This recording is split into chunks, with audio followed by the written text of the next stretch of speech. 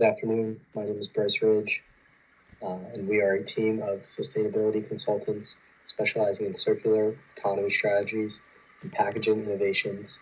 And our expertise lies in guiding companies through sustainable transformations to address environmental challenges effectively. Who is TerraCycle? TerraCycle is an innovative waste management and recycling company that was founded in 2001, and TerraCycle has pioneered the vision of eliminating waste by viewing it as a valuable resource. Some of its products include brigades, which are free programs that let consumers collect and send specific types of waste to TerraCycle for recycling, often funded by corporate sponsors. Zero waste boxes that consumers or businesses can purchase to recycle various items such as pens, plastic bags, beauty products that will be filled up and sent back to TerraCycle for processing. Municipal and industrial recycling that TerraCycle will collaborate with, such as local governments and companies to implement larger scale waste management solutions. And last but not least, Loop, which in 2019 TerraCycle launched, and it is a reusable packaging system that allows consumers to buy everyday products in reusable containers that they return after use. Some of Loop's external environment problems, first of which being plastic waste problems. So the scale of the problem, since the 1950s, the global plastic production has surged, reaching over 322 million in the year 2020, with projections of that to double by the year 2050. Microplastics are released from landfill plastics that leach into the soil and the water and impact local ecosystems. Reaching over 322 million in the year 2020, with projections of that to double by the year 2050. Unfortunately, only a fraction of this plastic is recycled. In fact, in 2021, it was estimated that 80% of produced plastic ends up in landfills, 11% enters aquatic ecosystems, and only 8% of that is successfully recycled. Now, the environmental impact of this plastic waste, especially in aquatic environments, leads to severe ecological harm. Microplastics are released from landfill plastics that leach into the soil and the water and impact local ecosystems.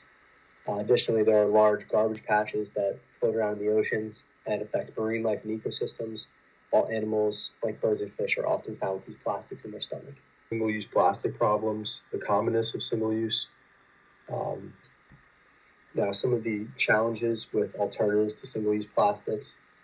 While some of these single-use plastics are recyclable, the processes are often costly and inefficient, pushing companies away from making these single-use plastics better. And furthermore, most existing recycling infrastructure is unable to handle the vast volume of the waste. Next, the corporate efforts to reduce waste. It's becoming more common that corporations are adopting circular models to address plastic waste by redesigning products, developing sustainable packaging, and supporting reuse and recycling initiatives. Companies like Procter & Gamble and Nestle have made pledges to incorporate recyclable or reusable packaging. Okay, to start, let's look at Loop Industries' core businesses. Loop specializes in a proprietary chemical recycling technology designed for PET plastics, which are often difficult to recycle, though through traditional methods. This technology allows them to recycle a wide range of plastic waste, even materials that are heavily contaminated. Loop has secured partnerships with major brands like PepsiCo, Danone, and L'Oreal. These companies are actively seeking sustainable packaging solutions, and Loop's technology fits their needs well. These partnerships not only validate Loop's technology, but also provide steady demand for their recycled materials. Now let's discuss Loop's financial performance. Loop's total assets grew significantly by 64% from 2019 to 2020, reaching around 35.8 million. Most of this growth came from an increase in cash, which doubled from $13 million to 26 million. The boost in liquidity is a positive sign, as it gives Loop the flexibility to fund operations and manage short-term obligations. Stockholders' equity also rose from $13 million to $23.5 million, indicating strong investor confidence. This increase in capital puts Loop in a strong position to pursue growth and expansion. However, Loop has faced some challenges with revenue and profitability, revenue decreased slightly from 27.1 million in 2019 to $24.7 million in 2020. And net income also dropped from $3.2 million to $2.9 million, mainly due to rising operating expenses. This shows some profitability pressure as they scale. Some promising opportunities. One significant opportunity lies in the sustainability movement. Governments around the world are enacting stricter recycling mandates and offering incentives for companies that reduce plastic waste. Loop is well positioned to benefit from these trends as more businesses and governments prioritize sustainable solutions. Loop also has room to expand its product lines. Their technology could potentially be applied to other types of plastics or even different materials, allowing them to diversify their revenue sources and reduce dependency on a single market segment. Lastly, with continuous investment in R&D, Loop has the chance to enhance its technology further. Improvements in efficiency could reduce production costs, making their product more competitive and accessible. Some strengths. First, Loop's innovative technology is a major asset. Their proprietary recycling process can handle plastics that traditional mechanical recycling can't, giving them a unique advantage in the market.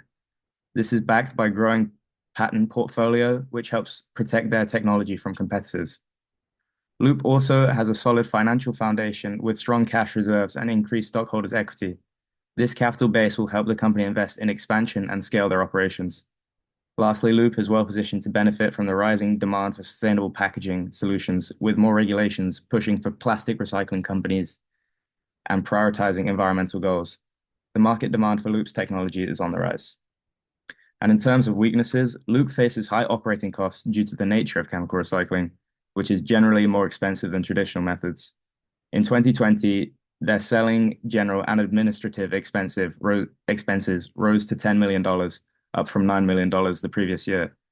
This trend in rising costs could continue to pressure profitability. Another challenge is Loop's dependence on its key partnerships. Whilst these partnerships are valuable, they also create a dependency. If any of these companies reduce or end their collaborations, Loop could face a sudden drop in demand. We have also spotted some revenue volatility with a slight decrease in sales from 2019 to 2020. This makes Loop's path to consistent growth and profitability more challenging. The recycling industry is becoming increasingly competitive, although other technologies and recycling companies are emerging and may offer some more cost-effective solutions. This could challenge Loop's ability to secure high market share. And finally, another weakness is the oil price volatility. When oil prices are low, virgin plastic becomes cheaper to produce, which can reduce demand for recycled plastics.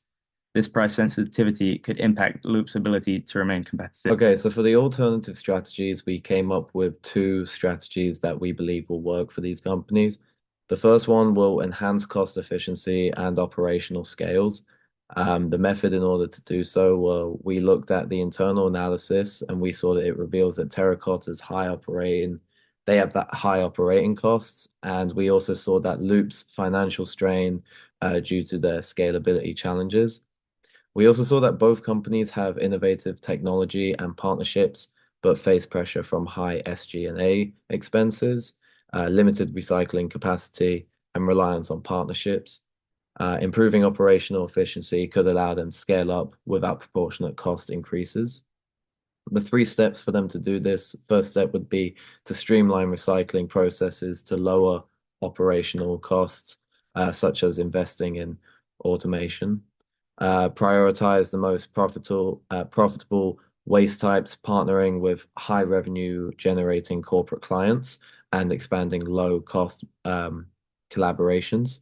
The third step for this process would be to set up regional recycling hubs, decreasing transportation costs and improving processing speed, whilst keeping services accessible for local communities. A benefit for them would be, if this was successful, this approach could allow the companies to achieve stronger financial performance, improve recycling capacity, and increase brand trust through more efficient and transparent processes. However, a potential drawback of using this method, operational reconstruction, can be quite cost-cutting. And cost cutting may require substantial investment and may initially reduce liquidity, posing a risk to them if it is delayed on their investment. For our second strategy, we look at expanding and diversifying product offerings. The method for this, we looked at the external analysis and we saw that it highlights rapid growing demand for sustainable products, government support for economic-friendly businesses, and increasing corporate commitments for circular economic models. TerraCycle and Loop could leverage these trends by diversifying their services to broaden their customer base, reduce revenue, and address new waste types. The 3 steps as well that they can do for this, well, TerraCycle can introduce more customizable zero waste box options that target specific consumer and corporate needs. For example, like focusing on industry-specific wastes such as healthcare or constructive materials.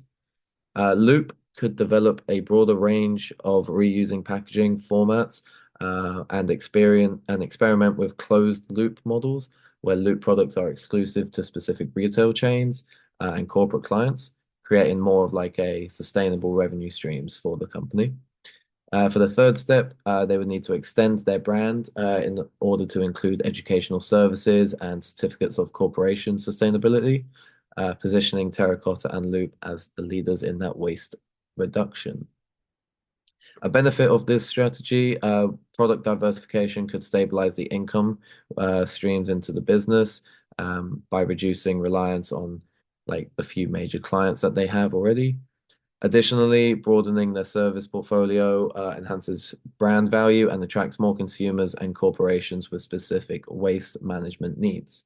However, a potential drawback could be that new products and services may require additional marketing and sales expenses. However, diversifying products too quickly could also dilute the brand if core recycling loses priority or the focus. The biggest positive impact on TerraCycle's business right now is being at the forefront of recycling innovation. Loop has the opportunity to capitalize on this rising movement if we do it right. My team and I have come up with ways to improve Loop's business model and management. First, we believe Loop will succeed best if we have strong and loyal investors and stakeholders behind us. With the complexities brought into Loop's initiative, a larger capital investment is needed before we see permanent and comprehensive growth from our circular economy model. To grow our investors, we want Loop to foster a culture that works together with stakeholders and has strong camaraderie amongst investment members. Company-wide team workshops to improve positive cultures will be implemented, as well as employee educational programs that better equip our team to serve consumers with up-to-date knowledge on environmental impacts and inform our team of Loop's environmental footprint. At the end of the day, Loop is looking to minimize the negative impacts of market-wide plastic use. If we can encourage stakeholders and investors to work with us in our initiatives, we will be so much better off in the long run. Increased investment capital will mean that we can build more return points in more convenient places for our consumers. It also means that we can put more money into resources used to maintain the packaging process. Another recommendation that we want to make is to further push the incentive to change consumer behavior. Loop's primary source for demand stems from consumers that have the desire to better their environment. Because business depends on the consumer's desire to recycle and reuse, we want to broaden our audience coverage. To do this, we need to build people's knowledge of our cause. We believe Loop can do this through strong media campaigns. Educational media in the form of commercials and social media posts will be at our forefront. Partnering with brands that we work with to create commercials that promote the brands and our environmental impact information will not only bring in success for Loop, but it will incentivize our brands to stay partnered with us. Lastly, we believe Loop needs to work towards creating packaging that lasts longer. A big setback for the company has been packaging that only lasts a few cycles of the circular model, thus prohibiting meaningful revenue growth. In order to make up for the high costs on the front end of operations, we will use the investment money from our stakeholders and investors to finance the creation of a more durable package on our brand's products.